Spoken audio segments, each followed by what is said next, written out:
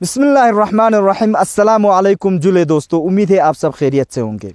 दोस्तों आज हम पहुंचे हैं फोकर विलेज। ये गांव एक ज़माने में बहुत ही मशहूर गांव हुआ करता था क्योंकि ये सुरू वली का दारुल हुकूमत था। दोस्तों जो हमारे पीछे जो खंडरात दिखाई दे रहे हैं इसको छक्षिंग खर कहते हैं।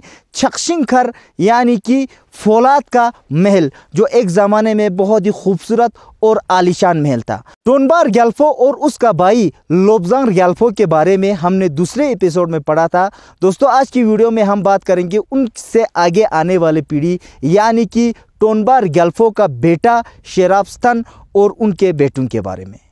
दोस्तों टोनबार ग्याल्फो के बाद उसका छोटा भाई लोब्जांग ग्याल्फो जो लामा बना था, राजा हुआ।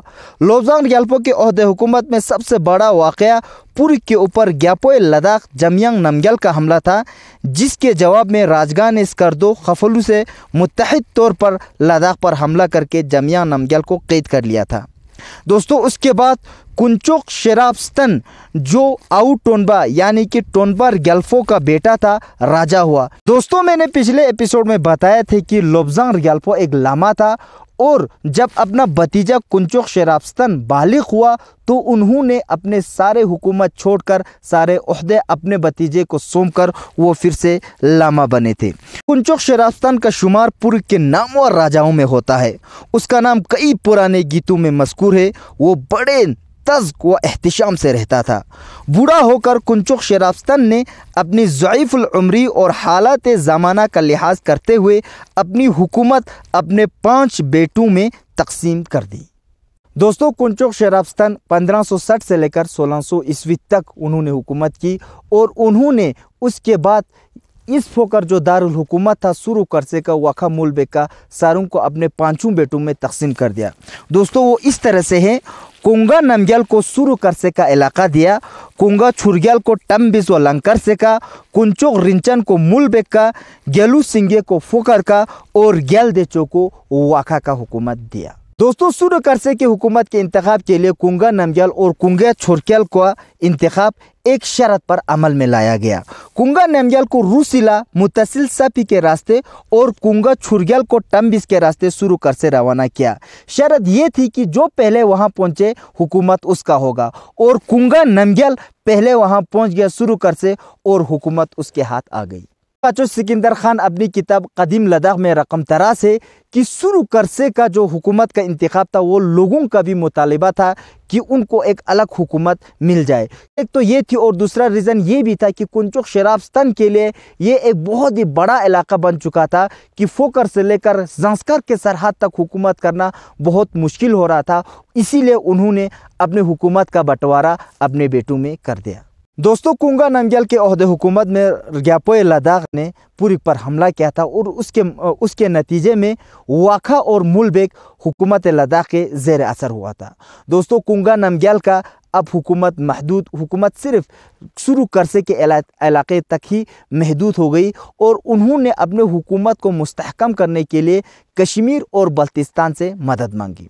दोस्तों ये कहा जाता है कि बल्तिस्तान के राजा ने अपनी बेटी रिग्याल खातून को उसके बेटे ठी नमग्याल के साथ शादी करा दी, ये शर्त पर कि उनके बीच में जो बेटा होगा वो मुसलमान हो जाएगा।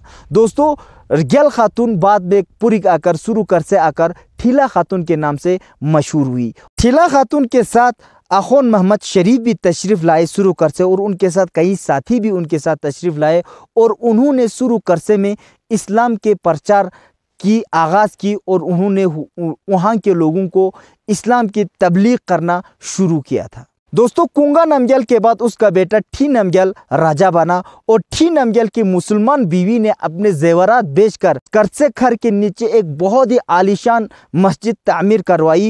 ये मस्जिद पूरे लद्दाख में कश्मीरी फ़न तामीर का नमूना थी।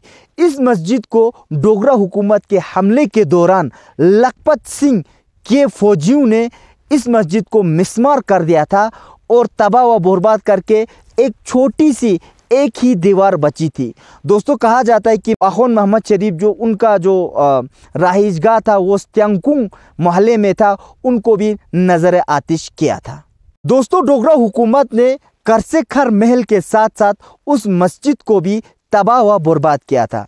काचो सिकंदर खान अपनी किताब कदीम लद्दाख में ये भी लिखते हैं कि उन्होंने वो जो दीवार बचा था वो अपने जवानी में देखा था और उन पर कुरानी आयत और बहुत सारे नाम लिखे हुए थे, लेकिन मुकामी लोगों ने अभी वहाँ पर एक बड़ी आलीशान सी मस्जिद बनाई है, लेकिन जो पुराना जो दीवार था उसको भी बिल्कुल हटा दिया था।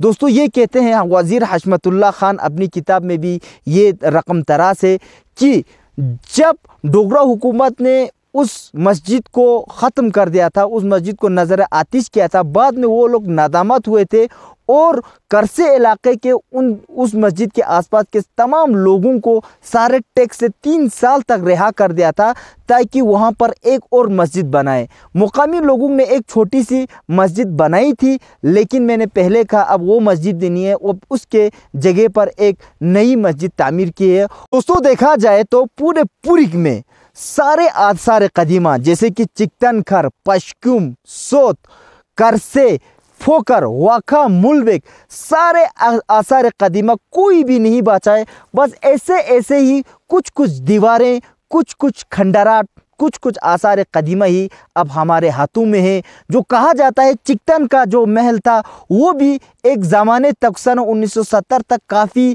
था, लेकिन हमारे हुकूमत और हमारे आम लोगों की नाअहली की वजह से उन सारे आसार कदीमाओं को बचा नहीं सका और अब हमारे सामने कुछ खंडरात है और खुदा का शुक्र है कि कुछ कुछ हमारे लोगों ने जैसे कि काचो सिकंदर खान ने अभी हमारे पास कुछ कुछ किताबें लिखकर हमारे हिस्ट्री को बाकी रखा। इंशाल्लाह उम्मीद है आगे भी हमारे करगिल में ऐसे हिस्टोरियन निकलेंगे जो हमारे जो खोए हुए जो विकार है या खोए हुए जो कहानी किस्से है उनको फिर से उजागर करेंगे। दोस्तों मिलते हैं अगले एपिसोड में, इसी की कहानी को आगे रखूँगा।